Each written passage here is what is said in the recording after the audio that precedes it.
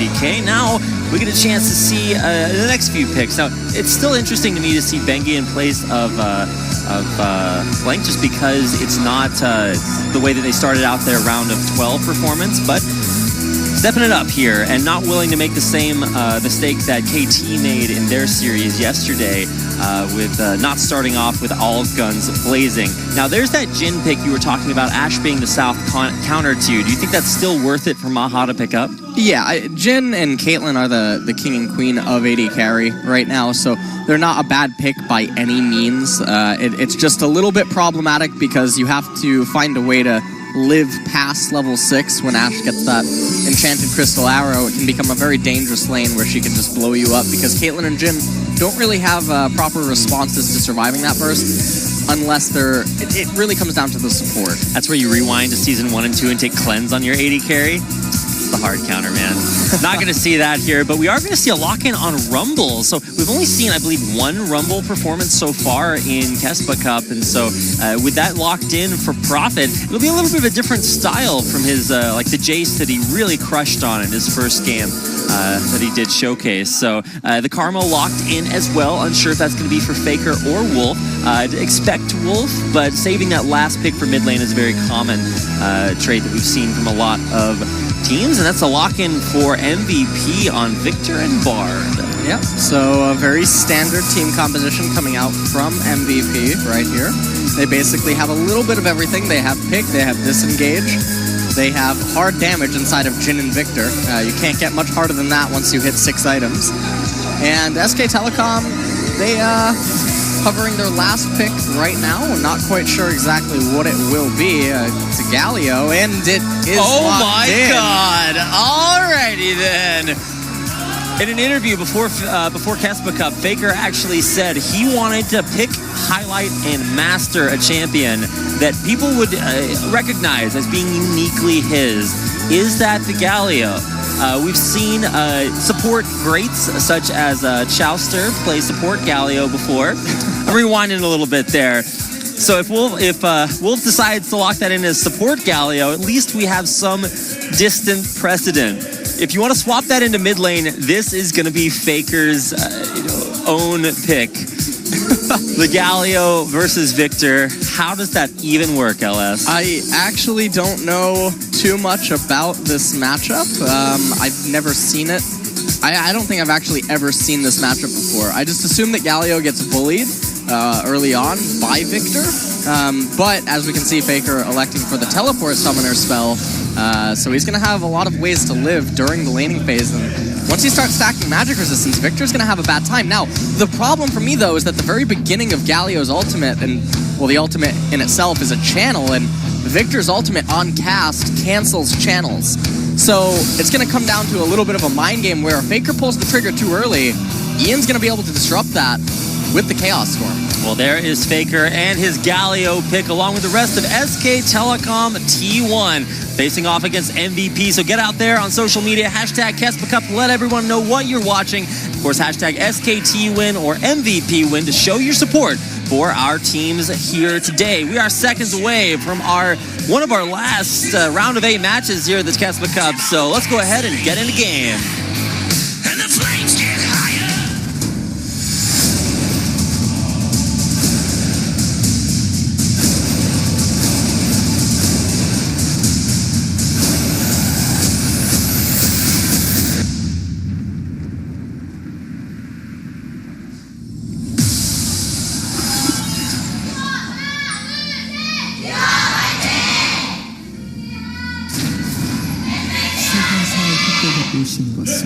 Welcome, ladies and gentlemen, to game number 1 of our Kespa Cup round of 8 series between MVP, your team on the blue, facing off against Faker and his Galio on SK Telecom.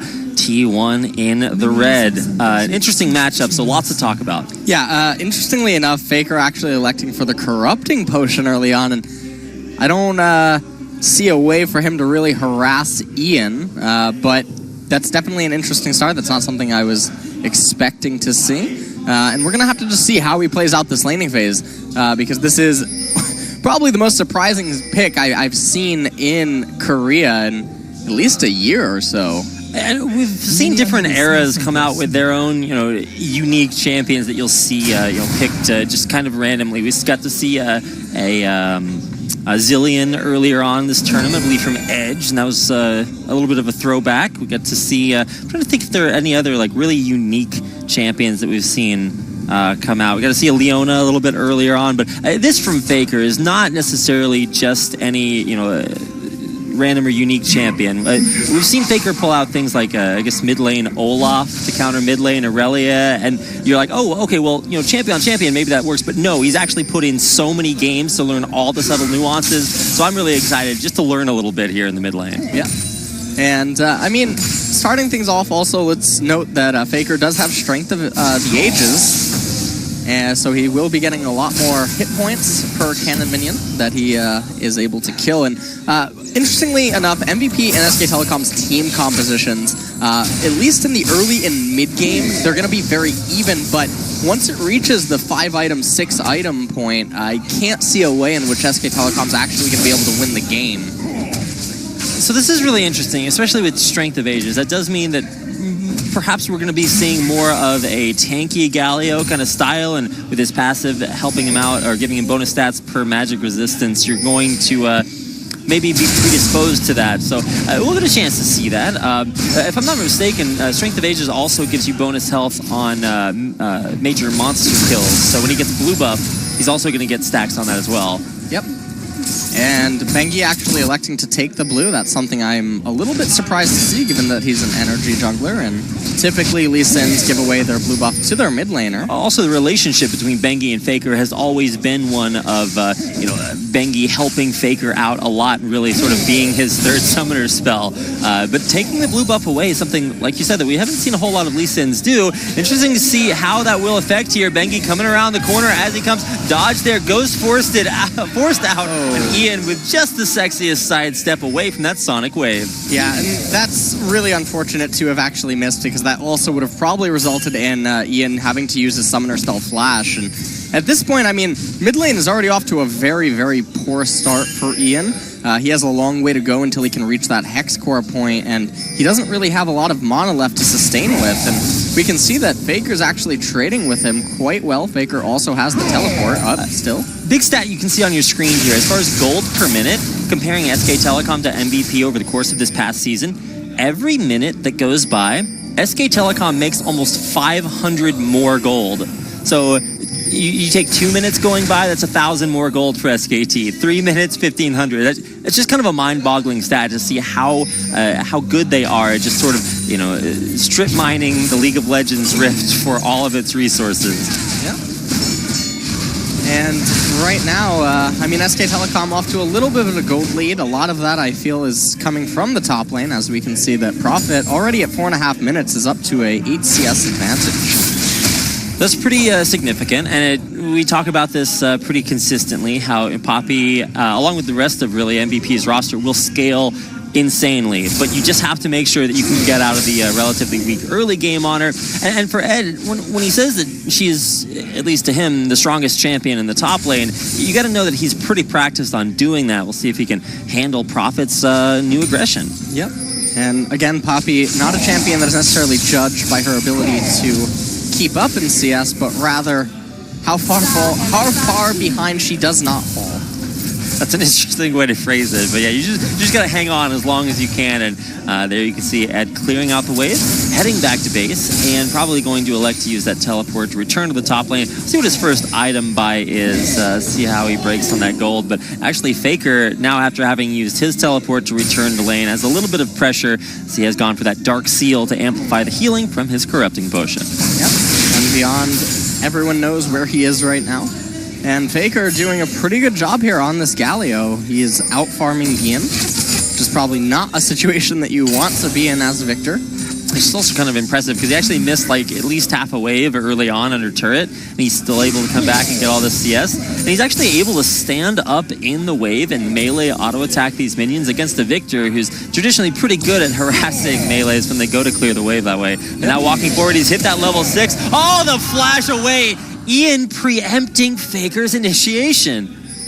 Yeah, and that was actually a really good play by Faker, because if he does get the taunt onto Ian there, then certainly Bengi would be able to follow up and knock him down. And these are the type of roams, by the way, coming in right now that I've talked about Ed, where he loves to live in the mid lane, and Bengi is here. Faker. Oh my god. Even Beyond exactly where he needed to be. He had Beyond actually flash over that tiny little wall to fire his cocoon at a range that would at least force Faker's flash out, and it did. Yep. And now Prophet is going to be the one roaming down, and this is just going to be to keep Ed back a little bit, but I don't think he's going to be able to do too much. Ed getting a little bit lucky there on the buckler as well, bouncing to him, so Prophet couldn't actually continue the trade. But now it's Prophet's turn to get a little bit adventurous and head down around the mid lane. He has hit level 6, so he does have his equalizer, but with no idle Duran there for Faker, I don't believe there's too much of a combo in Prophet. After harassing the Scuttlecrab, we'll head back to top lane. And now Bengi just getting his red buff, as Blue looks to be handed off over to Ian, as he definitely needs to stay in this lane a little bit longer to get that. Oh no, Blue cannot reset. All right. Okay. Wow. That would have been a little bit close. And then you see that awkward moment where they realize it's resetting. They desperately try to dish out as much damage as they can, but it's just not enough. In the end, blue buff does still go over to Ian, who I guess is in a decent spot in the mid lane, but was forced to go double Dorans early instead of really that optimal Victor build path with the Hex Core upgrade. Right, and right now, we're not seeing a lot of action out of either jungler. You see Bengi recalling again after completing his left side jungle, and Beyond and Bengi not really doing too much. We did see a little bit of activity in the mid lane, but for the most part, the onus is on Bengi to actually make something happen, because MVP is the scaling team composition. So while Beyond obviously would like to find kills sometimes, it's not necessarily something that is necessary for them to advance forward in this game. Oh, going into Wolf, actually getting a decent amount of harass. Maha's movement on that Jhin has actually been so cool to watch, able to avoid all the ranged harass that Bang and Wolf, as that very poke-heavy bottom lane, can throw out. Yep, and here's that level 6 timing by Bang. You have to be a little careful right now. And it looks like the lane will reset, and Beyond recalling, so probably everyone going to play a little bit safe right now. Decent word coverage down there. Still keeping an eye on the mid lane, at least on the mini-map. I always kind of look over there just to see exactly what's happening. Faker up 10 CS, not really deterred in pretty much any way from having a successful lane phase. And while Ian has been able to secure that initial Hex Core upgrade, so he will be able to death ray the wave down a little bit easier, still has yet to see anything too concrete develop out on the map, as both teams stay within 1,000 gold heading through the 10-minute mark. Yep, Faker going to be handed off blue buff for right here, and SK Telecom still in a gold advantage. Most of that is from the top lane CS discrepancy, but I mean, moving forward, first dragon of the game is a water dragon, not something that either team really wants to heavily prioritize. No opportunity has really presented itself to capture that. And so I don't expect that we're actually going to even see fights over it. I feel like that dragon will mostly just be an opportunistic Drake. Faker getting some good trades thanks to that bulwark. It should also be noted, because we don't actually have to talk about Galio spells for, well, I haven't had to do that for basically forever. When you have max rank level 5 bulwark, that gives 90 armor and MR to whoever you put it on, and then also is going to give that healing back. But you put that on guys like Bang, your AD carry all of a sudden just like grabbed a couple of chain vests and just like slung them over his shoulder, and is a lot less destructible than you're used to. Now Bengi forced to flash over the wall. Bard ult dodged away from him, but they're coming through the magical journey. A nice hit there, and Bengi's doing the utmost. He's now on the other side, staying safe with the Krugs. Safeguards right back over to join the rest of SKT. Going forward for first blood with a kill onto Max. And Bengi, the mastermind, able to completely manipulate that situation. Yeah, that was a pretty good outplay by SK Telecom right there, managing to get that first blood up on Bengi. And here comes the opportunistic Drake that I was talking about. I assume that they'll take it. Okay, well, there's a little bit of damage right there, but we're going to see the replay. So Max using his ultimate, even though he was going to take the magical journey, a little bit of a misstep, and that was actually a really cute dragon kick as everyone went into the skies. And right there, when the Ash Hour comes out onto Max, there's no hope for them to escape. You saw Bengi holding on to reactivating that Q right there, trying to possibly give the kill over to Bang, as that would be a better place to have the First Blood Gold. But nonetheless, SK Telecom picking up a nice advantage early on. And for Bengi as well in his matchup against Beyond, that's something that I also kind of want to highlight. Last season, Beyond beat or tied every single member of SKT in MVP points. So this is a guy that when his team wins, they win because he's actually just so good. So really interested to see how he fares off against a guy like Bengi, who now has this 400 gold steroid given to him. Beyond went mobility boots early, so that's trying to get around the map and make a lot of things happen. And it's actually Bang to strike first. Yeah, but Bengi. Problem with the mobility boots first, and we'll hold that thought. Oh, flash for flash. The tether will not lash. Ghost forced out as well as Ian's flash. So a good roam mid from Wolf. Yep. Good roam indeed, as now Ian's going to be under a lot of pressure by Faker.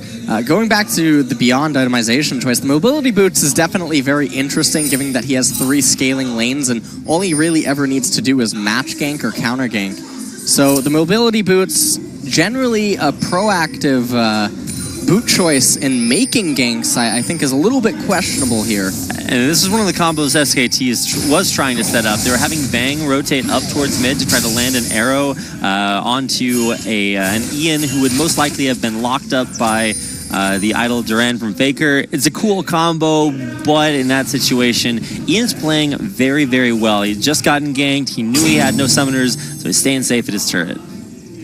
Or even behind his turret in this situation after having just picked up blue.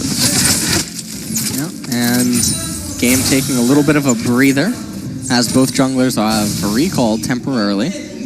And Faker just trying to get some vision in right now. It looks like he can shut the wave and roam pretty easily right now. And Ian on that Victor, generally Victor's the one whose lane shoving ability generally isn't matched. And so it's a little bit interesting to see Victor actually being constantly shoved underneath the tower. This is something that usually only Talia or Azir did, and teleport coming down. Wolf actually going around behind that Tempered Fate. Now he's going to be caught out in the middle of almost the entire MVP squad. That's the first kill on the board for MVP, but the equalizer coming down from Prophet. Beyond trying to wait it out before getting out, and he will, thanks to a nice disengage for mid. Yep. So using that teleport pretty nicely, and able to find themselves a kill right there. And we can see the Ed actually running back up to top lane. This is the type of pressure stuff that I was talking about in the pick ban, where Ed seems to like to give Ian a lot of help and support. And but he might be in a little bit too rough a spot here. Faker does not have his ultimate. Yep. So he won't be able to lock him into place. So Faker being forced to recall right here, and that's going to give Ian some breathing room in mid lane. And without having... Oh, never mind. Faker cancels his teleport.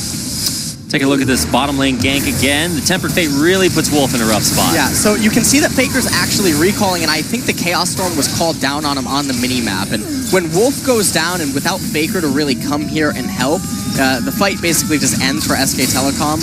Ed able to knock Prophet away a little bit. Rumble's mech was not built for that. Yep.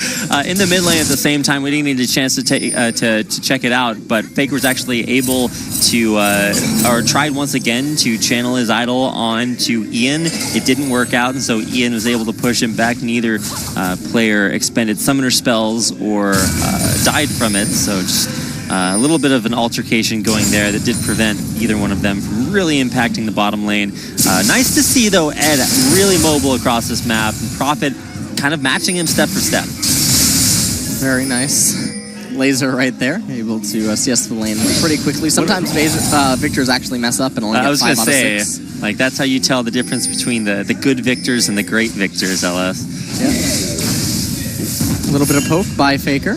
And it seems right now that Victor can actually outdeal the Galio pick right now. It seems like Faker's damage output and sustained damage is much greater than Ian's Victor, at least at this point. Both mid laners owned a pawn shop. You'd get more for your money at Faker's store because he can outdeal him. There we go, getting on to Beyond, pushing him back away from his own jungle, but now trying to find something. Bengi getting locked up against the wall. There's the Tempered Fate. Chaos Storm right on top of it. Here comes the Curtain Call, but Faker's blocking it out. In the end, it's Beyond able to take out his opposing jungler. Faker trying to get out as well, avoiding that deadly flourish, and SKT will retreat back to the bottom half of the map after losing their jungler. Yeah, and that was a pretty good dodge by Faker just now. That situation probably could have gotten a little bit uglier. And that was a pretty good captured opportunity by MVP, so we're going to see it again. So MVP right here with Max, able to lock up Bengi, and Max doing a phenomenal job right here with constant chain CC, and right there Beyond able to get the kill onto Bengi, and then it looked like Faker was going to be poised to go down, and I question if that snare had actually hit by Maha, if he would in fact have gone down or be forced to use this flash over the Dragon Ball. Great dodge there. Faker stays alive, and little tiny plays being made. That one, I gotta say, like you mentioned, Max so good at his tempered fates here. They've really been instrumental in MVP picking up both of their kills so far after helping them grab it onto Wolf in the bottom lane earlier. So still, even though with these kills and these fights going MVP's way, SKT's still ahead on gold. And while it's not quite in keeping with their 500 additional gold per minute stat we saw earlier from the regular season, they are still finding little leads. They're going to have the first dragon. They're going to look to pick up the first turret here as well, but Bang might have overcommitted. Oh my, Wolf's flash! That's insane. And he is able to block pretty much everything from getting onto Bang, who will turn around, throw an arrow, but it will be repelled away from. In the end, it's actually going to be Wolf that does fall. Can they chase on for more? Ed going deep. There's going to be the Deadly Flourish. They'll catch one. There's going to be another double knockup, and Ed's just doing the utmost. Max coming around the corner. Bengi trying to run for his life. He's sticking down. There's the laser from Ian to crush him, to take a 3-for-0 exchange. And you have to wonder right here, where was Prophet or where was Faker?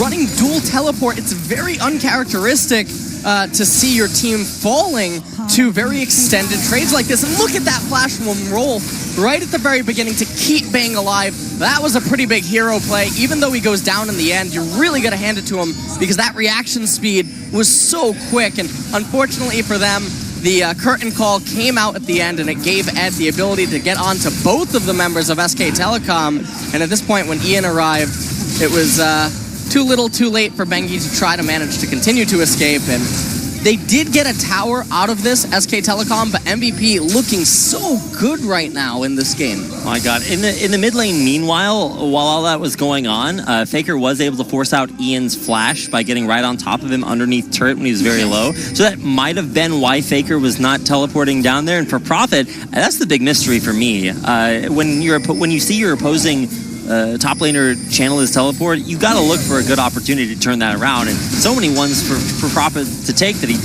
just didn't. So in the end, it's still a good play from MVP, but look at what SKT are doing off the back of that. They're snowballing this into objective leads even after losing a fight, taking that mid lane turret, arrow onto Max immediately. He's gonna get caught there by the idol turret, and Bengi gets right on top of him. There's a lot of damage coming in from Ian. It's actually gonna be Bengi going down.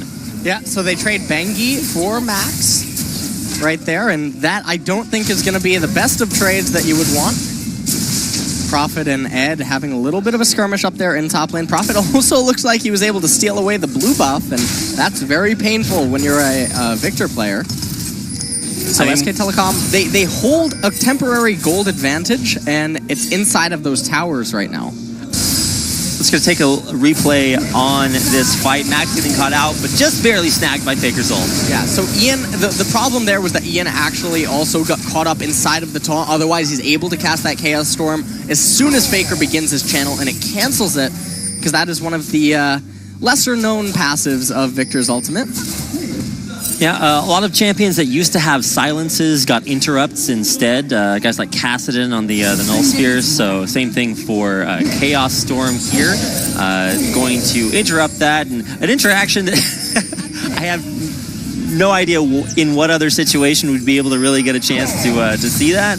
But good thing that we can reference that here. Faker 1-0, so I'm not sure if this is counted as a success, but I'm actually really most interested in, once we get to that 30-35 minute mark when the worth of champions is really well established, is this the pick that you can do something with that?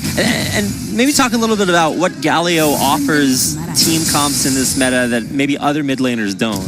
Well, honestly, the Galio pick is certainly interesting, but generally you would expect to see it against double magic compositions or double AP mid and top laners. And so the fact that they picked this last against MVP, who had already shown the Poppy pick, is a little bit interesting because the only major sources of magic damage coming out from MVP is going to be on that Victor, given that Beyond has the ability to elect into a defensive Elise build, which we can see that he is doing in that itemization right now. And so because of that, Faker's forced to itemize a little bit differently because there isn't that absurd amount of magic coming out from MVP. And so the pick is a little interesting, and also it's a little unfortunate that it's picked into a Victor who has two different ways to stop the ultimate from Faker, put one inside of the gravity field and the other as the Chaos Storm. So the pick is a little bit suspicious, but we still have yet to see what they're going to do with it as we reach the later stages of the game.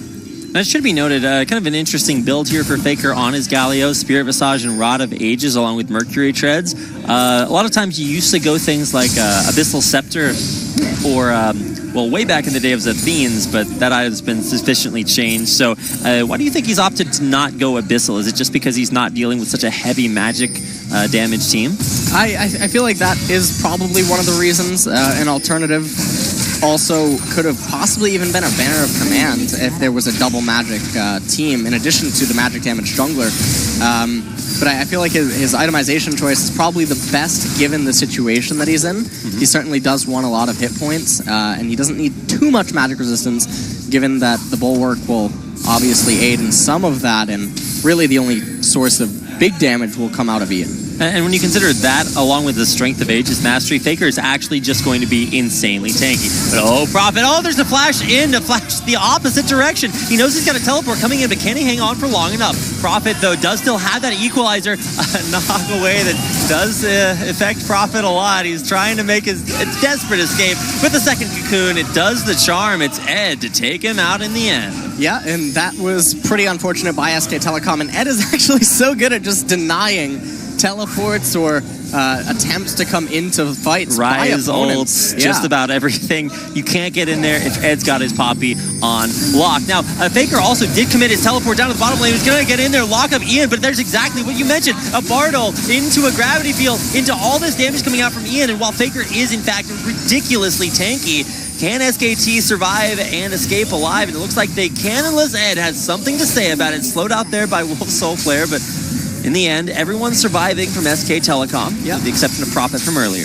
And I feel like we just actually got a little bit of a glimpse of what is to come the longer this game goes on. Ian and Maha don't have the damage yet. They're not those super just threatening damage dealers that we know Jhin and Victor are capable of doing. And hold that thought as we take a quick look at the replay down here. So I feel like Beyond actually missing the cocoon is why Faker channeled his teleport, and that was actually a pretty big, even better win for MVP as they were able to pick up Prophet in the extended trade and get the teleport away from Faker. But going back to the fight that then take place after this, SK Telecom doesn't actually have a proper way of combating MVP's team composition.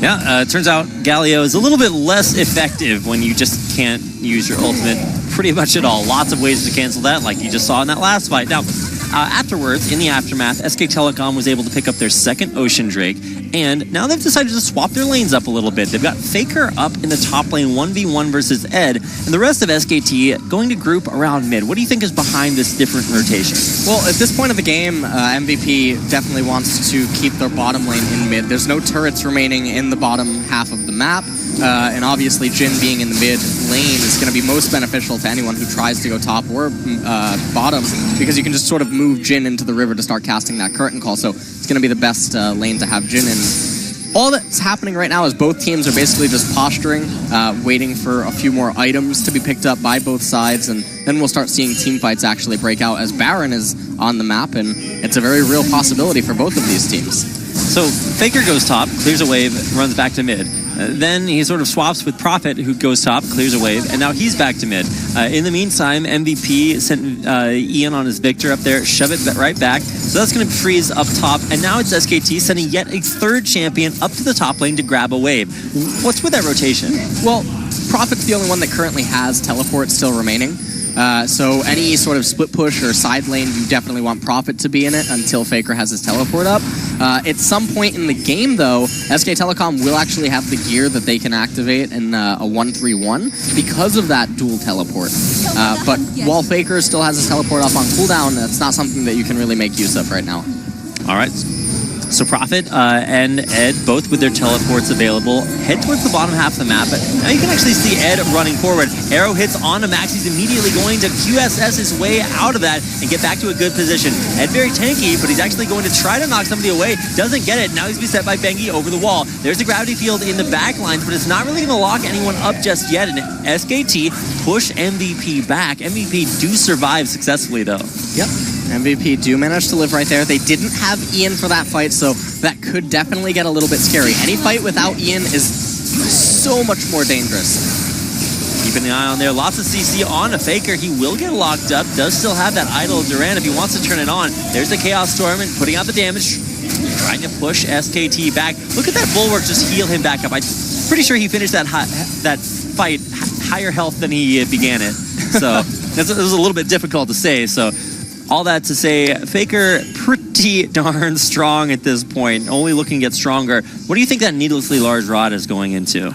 I'm not entirely sure what that needlessly large is. He might just actually be looking for straight up damage going into a death cap because he has had it for a little while now. The only other option, I guess, is going to be... Oh, catch on to Wolf, who's dropping incredibly low, still alive, just barely somehow, and Wolf's gonna walk out. That's that Karma survivability, flashing away from Ed, and he will survive somehow. Beyond and Max the casualties, though, and it looks like maybe Ed might still go down. There's the idol Duran, locking him back in. Not what he wanted to worship, and it's a 3-for-0 in SKT's favor. Yeah, and that's probably going to be Baron going over to SK Telecom, and this is a very unfortunate turn of events for MVP, as SKT making use of their ability to pick people off, and MVP need to be together. They can't ever actually win 4v4s or 4v5s, 3v3s, etc. They need straight-on 5v5s. They will never win a fight that's not a 5 versus 5. Well, let's watch how on earth does Wolf survive here. So the heal coming out from Bang gives Wolf the ability to basically manage to get away by the skin of his teeth, and at that point, Ed not able to find any way into the back of the team and getting slowed up and eventually taunted by Faker means that he goes down as well, and you can't fight like this if you're MVP. Absolutely. Also want to point out, SK Telecom perfectly using Faker's Righteous Gust to all sort of funnel in behind him and get that sort of headwind passive to have that extra movement speed, keep up, catch out ADD or Ed, and take him out in the end. So really incredible. And what champion has the highest KDA in the game right now, LS? It's gonna be Galio. I guess it's Galio indeed. Oh boy. All right. Jhin. Okay, well. Jhin. Curses. Foiled again. Yeah.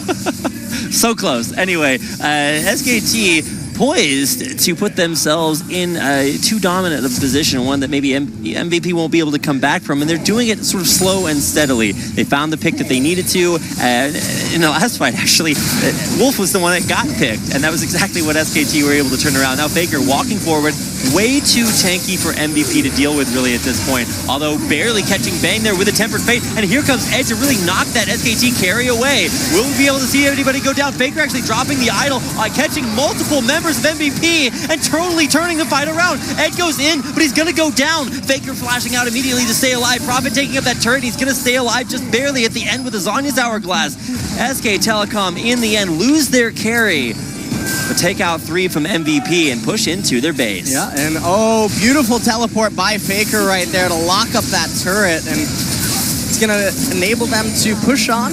Not that it would have been needed to capture the inhibitor, but definitely helps them nonetheless speed that process up, and now they're moving towards mid lane, and Faker's just gonna take the turret.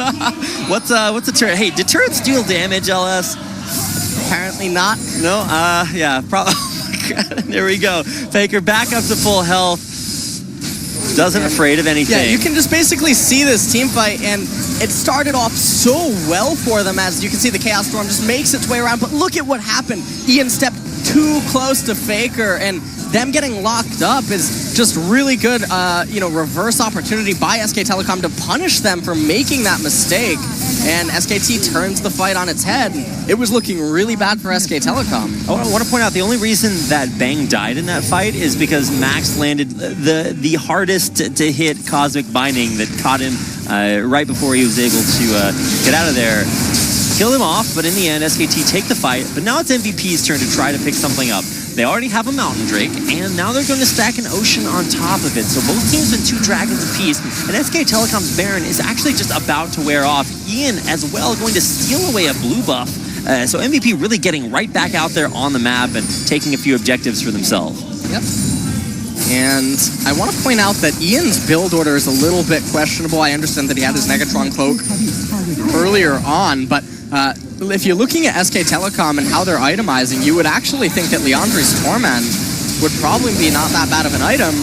Faker gonna get it locked up along with Bang. Can Max land at the Cosmic Binding he needs? He does lock up Faker. There's the curtain call towards the backline. Faker actually taking a lot of help, but there's gonna be the Mikhail to keep him back alive even further. Chaos Storm in the backline actually chunked Bang way out, but Beyond barely surviving will keep everyone alive on both sides. And now Maha trying to put the damage out. Faker getting locked up again, but he just doesn't care. Nothing can kill this unstoppable Galio, and Faker tanking everything MVP has to throw at him. Yeah, and that's going to be the second inhibitor of the game, falling for SK Telecom, and that thing just does not die. I don't know, we saw Roach play yesterday, but Faker looking like a cockroach because there's no way to kill him. Yep, and I mean, just look at this, and I feel like MVP mistakenly actually tunneling on this Galio right here. Faker channeling his inner Teemo passive as the rest of SK Telecom being completely ignored. And I feel like this is some team fighting mistake that MVP are not adapting well to the Galio pick, and SK Telecom using it in full effect. Yeah, the unkillable Demon King here to stay. And now Faker, the strong, gets stronger. Can you quickly count those little bars in Faker's HP bar for me, LS? just a little. It's almost 5,500 gold Baron power play there for SK Telecoms. They crack not 1 but 2 inhibitors. Put a ward in the base that can be teleported to by Prophet, who's got his up on time. But wow, just it was the death cap that you were talking about, looking for more damage, and a void staff on top of it. So Faker at this point, I mean, all he's missing is turning his Dark Seal into a little bit more stacking up. I don't think he's going to go for that quite yet, but we'll see. Faker getting a little bit. Okay, I say he's taking the turret. Where's the damage there? And when turrets really don't mean anything, that Ohmwrecker guy gets a little bit sadder. Yep. All you need is a Galio to take it up. I don't even know how this is. That champion just doesn't take damage. This reminds me of, Earth mode Galio, where you just play Galio, never die ever. Well, that's what Faker has obviously been practicing his fair share of. Then gonna get locked up there. Here comes Ed trying to knock somebody out of the fight. Faker does start tanking a little bit too much damage, but he's just unkillable. Ian in the front lines actually will pop as the second casualty there for MVP, who just have no health bars to continue fighting that fight, and Faker survives through it all. Yeah, and I wonder if this will be the end of the game. Double teleport coming in from SK Telecom. Oh my god! I'm not sure that's what you wanted to do. Wolf does die because of it, but Faker teleporting back in to try out his invulnerability again. Let's see him tank the fountain. All right, he's going for it. Unfortunately, true damage does not quite work on that. So I'm just watching Faker heal up as the Nexus has the opposite effect. It will fall, and in the end, it is an 11-9 victory for SK Telecom over MVP. Yeah, and